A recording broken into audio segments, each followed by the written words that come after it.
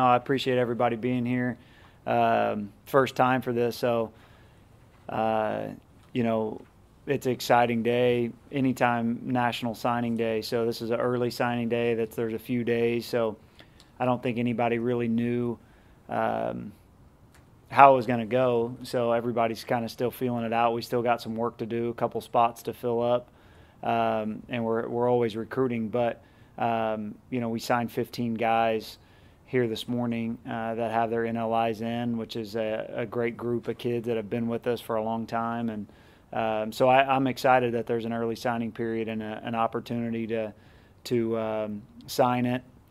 And we're committed to them, and they're committed to us. You might as well have a signing period. So we're excited. It's a big day for Saluki Football. We get to add, some great pieces to the roster, to the program.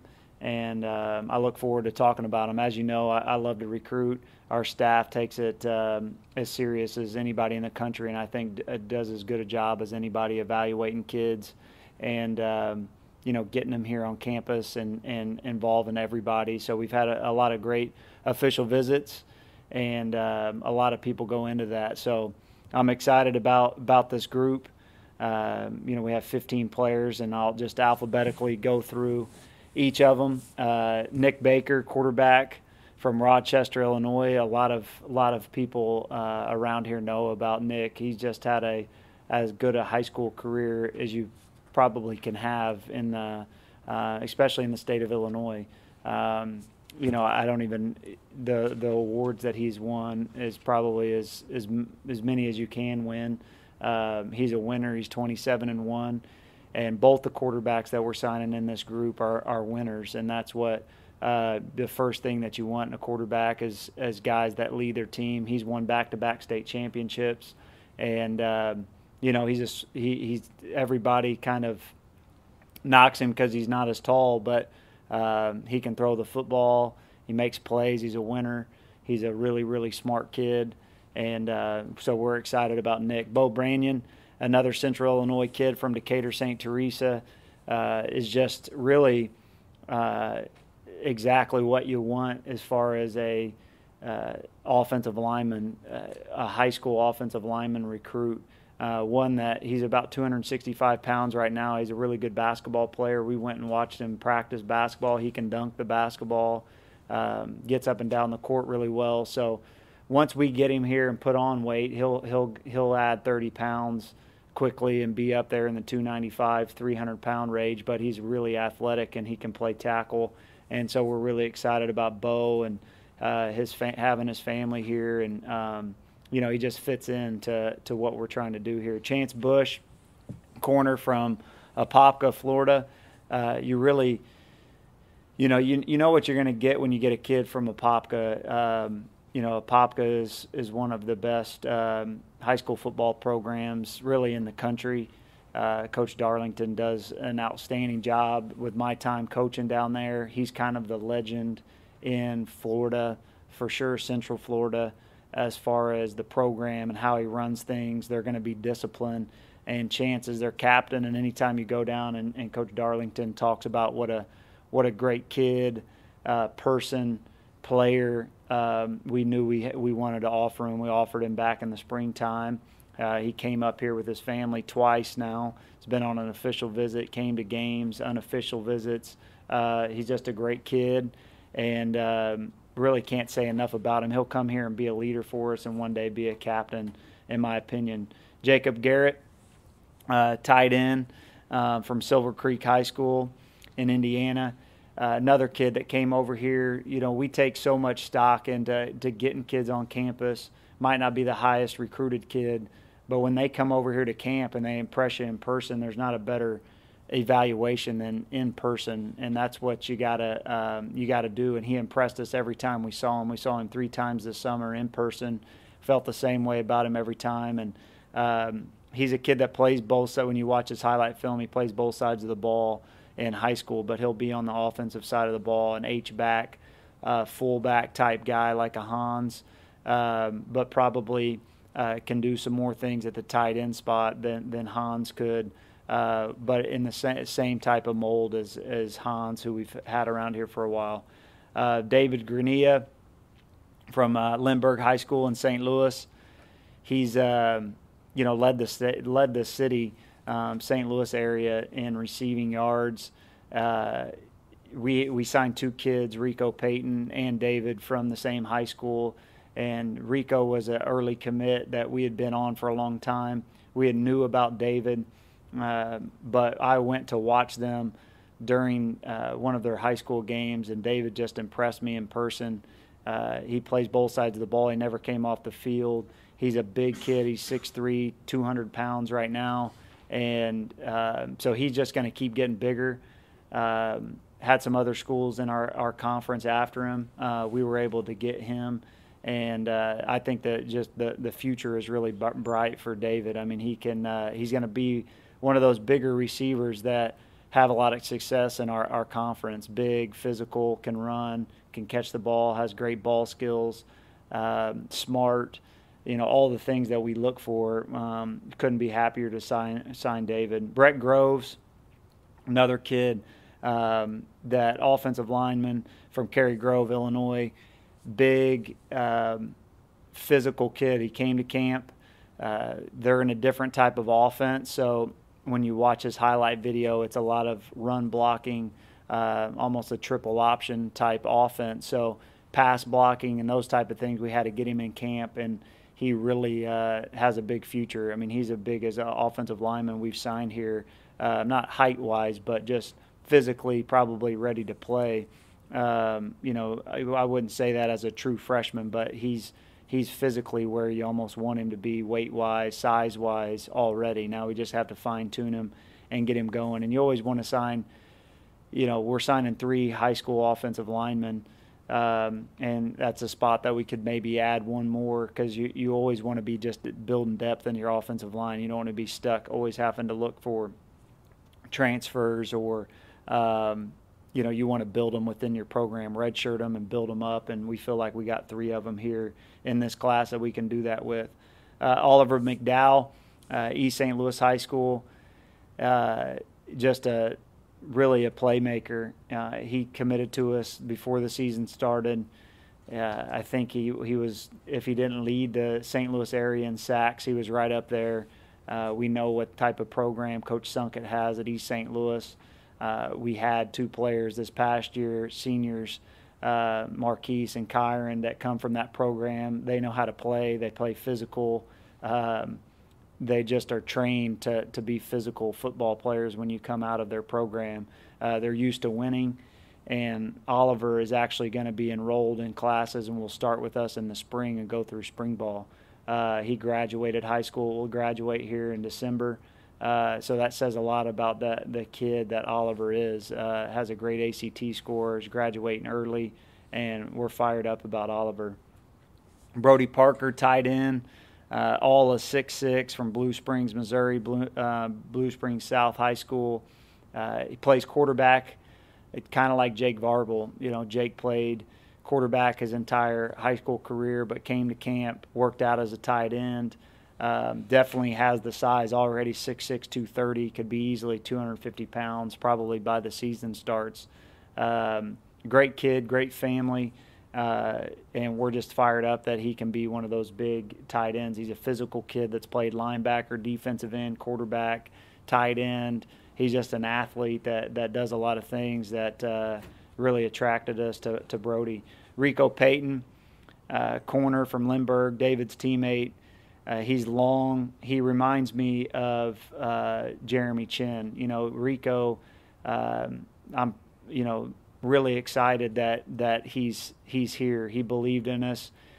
He's came here. He could have went a lot of different places, but he believes in what we're doing in this program. Had other FBS offers, went on FBS official visits, and chose us. He reminds me, like I said, of Jeremy Chin. He has that type of feel to him, and Jeremy came in and played as a true freshman. He's long, he's athletic. When you watch his highlight video, it just really jumps off at you. He's a tailback, receiver, corner. We saw him live in person at training camp. he's really as good a recruit as you're going to get at the cornerback position, and will have a chance to fight and play as a true freshman. And I know that's a thing with him coming here. We're losing 2 seniors was attracted of him. Just same thing. Really, it was similar to the same conversations I had with Jeremy when he came here, as far as coming here and with his mindset that he wants to play as a true freshman. Austin Reed, quarterback, St. Augustine High School in Florida. Just a great kid. He's didn't really. This is his first year starting, which says a lot about him. Could have easily been one of the kids that transfers, changes schools, tries to find the right thing, but he was a great teammate and absolutely just crushed his senior year. Went to the semifinals in the state of Florida in a big class, and was the leader of that team. And like I said, talking about quarterbacks, that's really what we wanted to see. Not so much passing yards or stats, as just leading your team to wins. And Austin almost had him in the big class state championship in Florida, which we know what type of football is down there. He an awesome family. Coach Van Dam and I have really enjoyed recruiting Austin. Jaden Roberts-Thomas, wide receiver, 6'4", from Champaign Centennial High School. Just another one of those, like David, we're signing 2 high school receivers that are both over 6'3". Jaden is probably even pushing 6'5". So he's a big kid. We wanted to address that, is getting a couple big kids at the wide receiver spot that we felt like will help us down the road. Came to camp, same thing. We saw him in 2 different camps, and then he came down to ours on campus, and that's when he got the offer, because he impressed us in person and what type of kid he is. And again, all these kids, I feel like that's the biggest thing from this is our 3rd recruiting class, and just the type of kids that we're signing is and Jaden fits right in with them. Miguel Rodriguez from Vieira High School is Jalen Wilson on our team's teammate. So when we were recruiting Jalen, who played for us as a true freshman and had a couple starts at the defensive line this year, so we knew about Miguel for a long time. They really, like I've talked about, Jalen probably can be as good as anybody we've had. He's got to keep working, but Miguel is right there with him. Athletically, it's listed at 223. When I saw him 2 weeks ago, he was over 230 pounds. Same thing, is he'll be 250 pounds and plays defensive end, as athletic as anybody that we've signed, and can have a chance like the kids that we've been signing, Burner and Knighton and Skinner, and add another piece to that room. Last year was a big year for us signing defensive linemen. The past 2 years, so there's not as many on here just because we have a room full of young linemen. So where our scholarships goes, but Miguel is one of those guys that we knew we if we could get him, we had to add, and we were able to get him. And it says a lot about him too. He had FBS offers, and to sign him on the early signing day is big for us. Justin Strong, safety from Althoff. From Belleville-Althoff. Brother Bryson was in the recruiting class last year. I feel like I've done more home visits at the Strong's house than anybody ever, back-to-back years, and but comes from an awesome family. I talked about him last year. Great mom, great family. Won a lot of games there at Althoff for Coach Turner, and so he's going to come here and be like his brother is going to be a great player for us that redshirted this year. And Justin has the same makeup as far as working. He's taller, plays a different position than his brother, had an outstanding high school career. When you watch his film, we're excited to have Justin and think that he'll play safety and has a bright future there, and we're excited about Justin. Jacob Traxler from El Dorado, right here in Southern Illinois. Same thing. I say this up and down, but that's the number one thing is what type of kids we're signing. And Jacob is just an outstanding kid, 3-sport athlete, at El Dorado, really 4 sports. And in the springtime, he'll run track, he'll play baseball, he plays basketball right now on a good El Dorado high school basketball team. Football player, was the Black Diamond Player of the Year. Reminds me, he's a little bit different size than Burner, but obviously Burner just got announced as the freshman All-American this year. And so right out of the same conference, which means a lot to me. I tell Traxler this, everybody knows that when you can sign kids from right here in our backyard, that means a lot. Justin being from the South 7 and Jacob being from the Black Diamond, we're fired up about him. I mean, he's as good as looking recruit. I don't care where you go to find him, as you'll see when he walks in the room. He looks like a man. He's 6'3", 225 pounds, not an ounce of fat on him. He's a worker.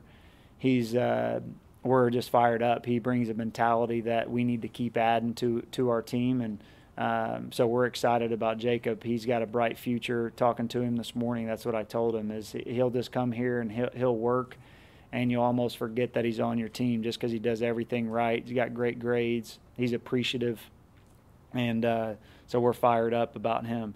Jimmy Wormsley from Jacobs High School up in Chicago, another one that's been committed for a long time. And we appreciate that. His sister goes to school here. He's a 4-year starter in 7A high school football in Chicago. Hasn't ever missed a start for 4 straight years, and played deep in the playoffs. Played in the playoffs every single year, deep into the playoffs twice. And I don't know if I've ever seen that before, actually, especially at the offensive line, a kid that would come in and play as a freshman in 7A football on the offensive line. That's probably the toughest spot to do it. Never missed a start. He's tough. He brings a mentality that we need to keep on growing on the offensive line as far as the physicality, toughness. That's probably what you would say the most about Jimmy, is that right there. He's a worker. He's strong. He's durable, and he brings a mentality that we want. So that's all 15 of them. We might have one or two come in here later today or tomorrow. With this early signing period, it's actually 3 days long, so kids can sign tomorrow and on Friday, and then February 6th they can sign as well. So everybody's probably going to have a few spots, and recruiting will kick back open. Recruiting's dead now, and then it opens back up there the weekend of January 12th. And we've got a few more kids that will be on, so we're excited about that. We're super excited about this class and these high school kids and having them locked in. And so I just can't say enough about them, and thankful for everybody that puts a lot of work into this. And like I said before, it's a good thing. I think the early signing period, I think some of them wanted it to be a little bit earlier, but these kids have been committed to us for a long time, the majority of them, and we're committed to them, so you might as well have a day like this where you can lock it in. About what percentage of your total class will this be? About 50%? No, this is the pretty big makeup. We've got to where the last 2 classes have been pretty big classes. We'll add a few transfers, but we won't be able to announce those until including, you won't be able to announce even JUCOs? You can. We didn't sign any JUCOs today.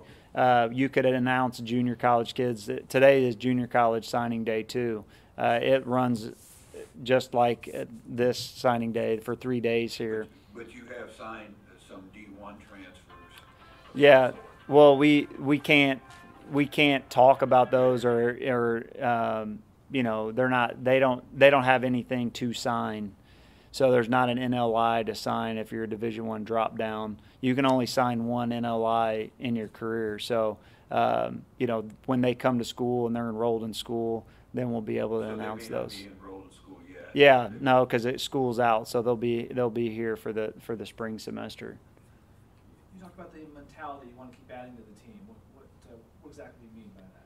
Well, just different, our culture, the type of kids that we're signing, that they're bought into everything that we stand for, how we're going to go about our day-to-day operations, and the commitment level. I think more so just, it's not as, I've said this before, and who we're signing is, it's easy to get caught up in the highlight videos and, yeah, he's a good player, but we've now, especially in, now completing my second year, is seeing who's being successful. Sometimes it's who you might be the lowest recruited kid on the list ends up being the best kid.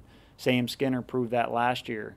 He was a late sign, didn't have any offers, and he comes up and he was going to be our opening day starter as a true freshman. It's just like the mentality of being a worker, being low maintenance, being fitting into the culture that we have here, the toughness, physicality, going to class, appreciating the schoolwork. We've got 6 kids on here that will be eligible for academic scholarships here, 2 of them at the highest academic scholarship. So we have some great GPAs.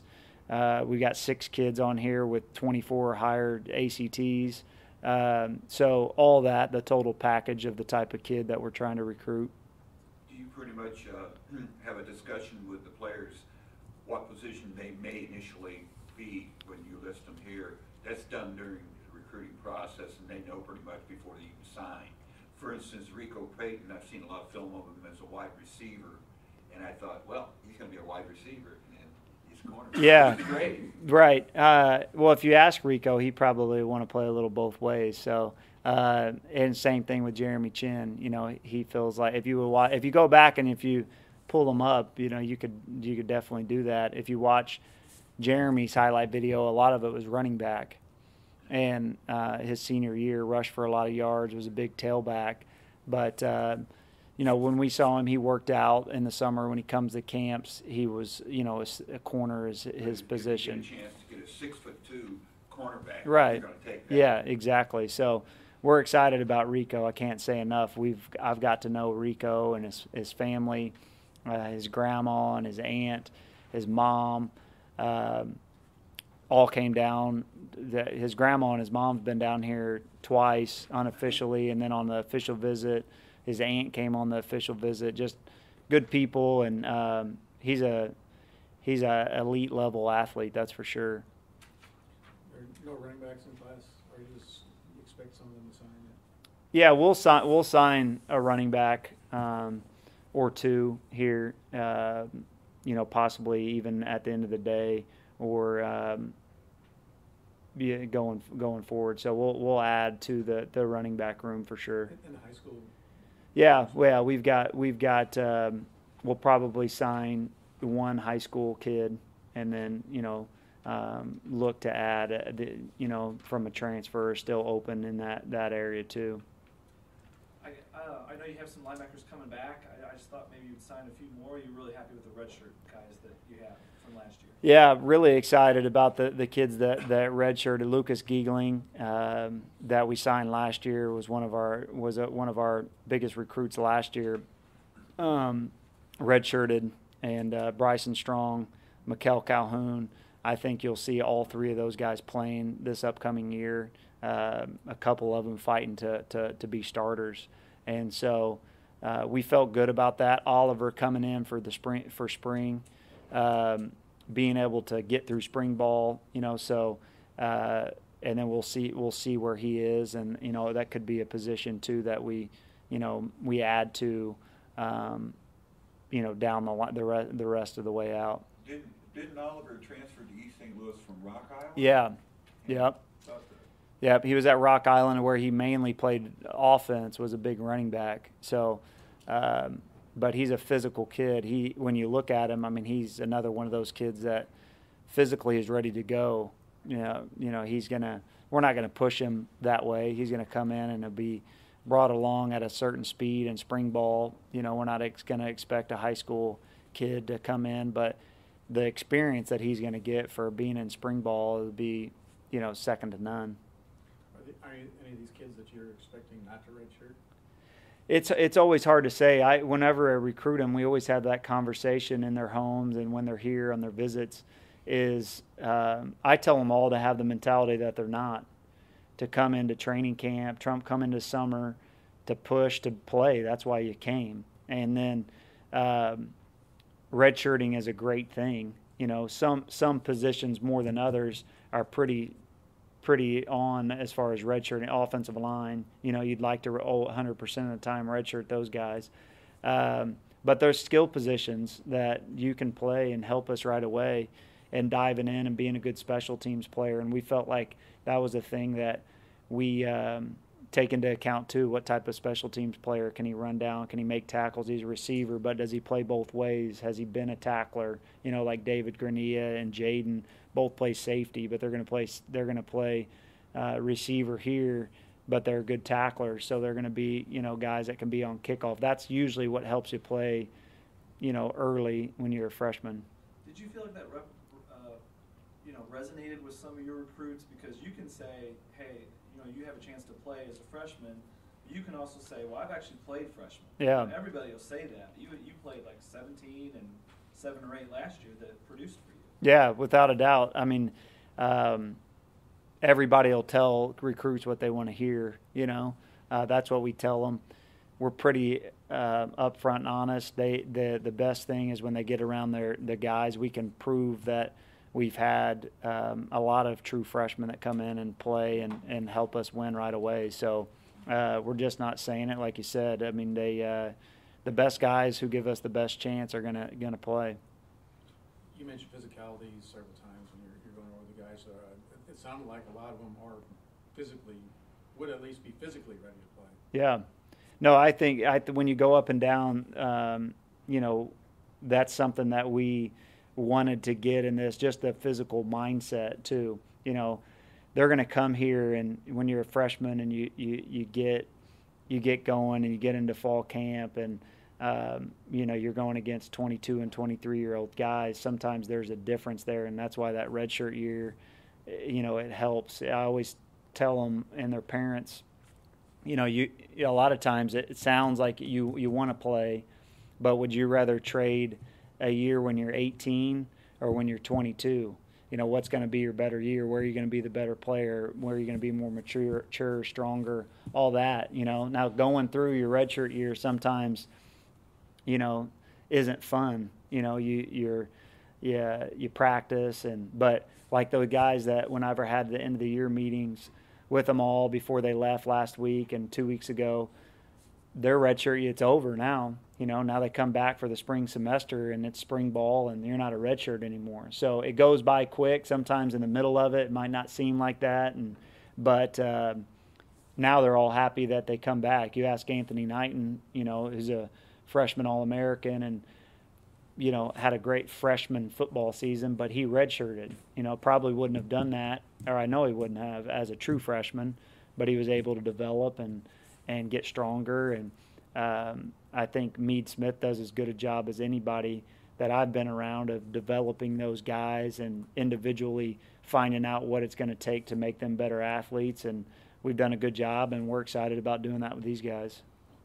Your freshman class last year was produced pretty well. How would you compare the two classes? I think pretty good. You know, hopefully, Justin, we take a ton of pride in recruiting. I know I do, and not missing, you know, and bringing in guys that are going to be players. If they're signing here and we're giving them a scholarship, that's what I say. I mean, we expect them at some time in their career to be playing, starting, and you know, being a great player here. So I think the previous two have proven to be good signing classes. I'm excited for all the guys that redshirted last year. You know, we played a few guys, but you know, really just, you know, Jalen Wilson and Sam Skinner. Both of them were banged up at times, played as true freshmen. But those guys that redshirted, I'm excited for them to be redshirt freshmen, because I think there's a few of them that'll be the same thing as Anthony Knighton and Berner and all those guys that were redshirt guys that will be playing for us and hopefully be on those same list as redshirt freshmen that are All-American type kids. I really feel like there's a few of them in that class. Your two signees at receiver, you mentioned, are have good size. Can you elaborate on the advantage of having big receivers, especially at this level, when oftentimes your opposing corners may be lacking Yeah. size? I think that when you see in the type of league that we play in, the successful guys, if you go up and down and you look at the all-conference receivers, even ours, with Darrell and Ralph, those are bigger guys with length. And it's a physical league that we play in, bigger corners. See a lot of press, guys that are going to come up and challenge you. And so we felt like addressing that and staying. We have both of them will be seniors in Ralph and Darrell. So, bringing in some young guys that, can fill their spots when they leave with some length, I thought was important. Hans was kind of a traditional fullback at times, and you still have Jalen Graham, but are you moving away from using a traditional fullback like that, or does it have to be more of a tight end type of player? Yeah, probably more of like an H-back type player where you can move him around and you can do multiple things with him. It's hard to find just true fullback type guys. I've said that before with Hans. They just don't come along that often. You can develop them into one or try to get a guy that has the size or and move him and teach him to play fullback.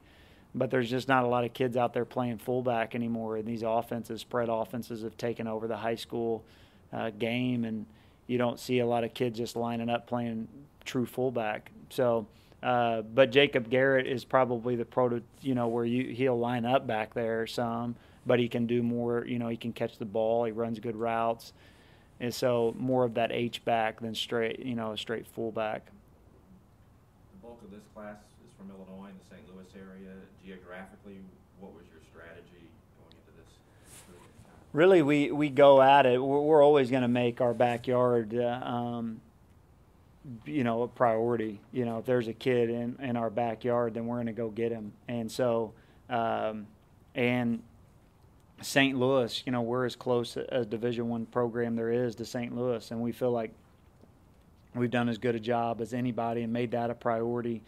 The metro area in Illinois and then all across the river into St. Louis is signing those guys, and then Central Illinois and down. There's a lot of kids on this, and that means a lot. I mean, this is Southern Illinois. They have pride. They come here. They've probably had a family member that went to school here. They're we'll recruit wherever. If there's someone in the country that we have to go get, we'll go get them. And we won't take a kid from here over a kid we feel like is better somewhere else. These guys are good players, and that's why we took them. So we'll always start here, and especially in that 5-hour driving distance. And then there's obviously, when we get down into Florida and we go south some. But then, there's a lot of good players right here that we can drive to. Do you have concerns over Nick Baker's size playing at this level, seeing over the offensive line and things college coaches look at for him? Not really, no. Sometimes I don't get that. I mean, it's the same throws he was making in high school. I think they have an offensive lineman signing at Western. He's been throwing over him the past 2 years. It'll be the same guy that's playing for Western. You've got to do different things. But we've got to do that. I mean, he's on the move a little bit, and he throws it as good as anybody. He really does. I mean, the film doesn't lie. So yeah, he's short. But so are a lot of other good quarterbacks out there that, that probably gets, blown out of proportion sometimes. I want a guy that can complete the slant route. I don't care if you're 5'2" or 6'2". The object is to complete the ball, and he completes a lot of them. So, do you, during the recruiting process, do you talk to current players about how their interactions with the recruits that are on campus and what they think of them? Yeah, without a doubt. It's a big part of what we do. When they come on campus, they all have a host, and then we meet with the host after the players leave and try to find out, was he part? Do you think that he'd be, a good fit for this locker room, for this culture, for this team? And we take, trust in our players is a big part of it. Kicker, are you pursuing a kicker as well? Or do you feel good about Matt and Nico coming back? Yeah, no, we'll keep addressing that. Obviously, both of those guys are young, and they got to keep coming along. But we've got to get better at kicker, and so we'll keep pursuing that. And Nick, are you able to tell us who's not coming back? If anybody's Um, coming back? The two, Tanner Hearn's transferring.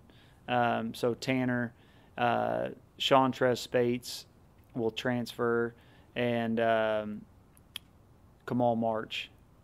So those three guys will all be transferring to other schools. All three guys that we're helping try to find a good home, and will be good players. If that's what they choose to do to play. Tanner's situation, he's almost ready to graduate, so I'm not for sure what he's going to do, but left on good terms, and we wish him all well. And how's Sam's recovery coming? He's doing good. He got his hard cast off on December 11th, so he started physical therapy.